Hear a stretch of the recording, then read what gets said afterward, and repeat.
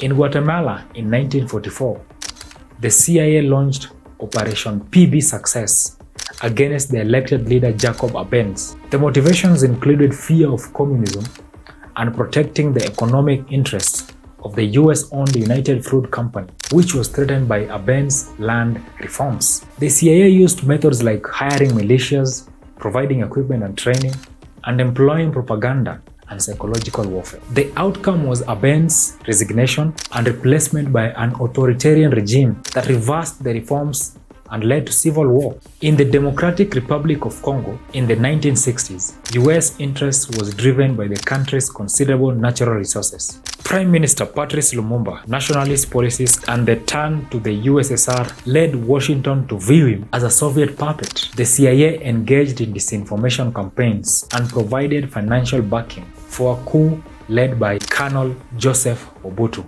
which resulted in Lumumba's death. Mobutu's subsequent authoritarian regime, despite human rights abuses, received Western backing due to its anti-communist stance. Western companies continue to own mines and extract minerals from Congo, ensuring the wealth does not benefit the local people.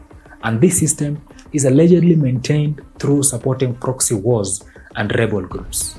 In Brazil in 1964, the US government under President Johnson supported a military coup against President João Goulart, whose reforms were seen as leaning towards communism. The CIA took measures to support resistance forces with weapons. A military dictatorship that committed human rights abuses then ruled until 1985. In South Vietnam in 1963, the US became dissatisfied with President Ngo Diem's handling of the war and suppression of protests.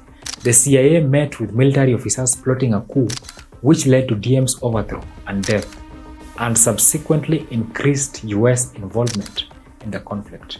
In Chile, in 1973, Nixon administration and the CIA opposed the elected Marxist President Salvador Allende, particularly due to his plans to nationalize US-owned copper companies and fears of communism. The US worked to make it difficult for Allende to govern by blocking economic measures and aid. The CIA also backed an assassination and used propaganda extensively before General Augusto Pinochet led to a coup and established a brutal anti-communist regime.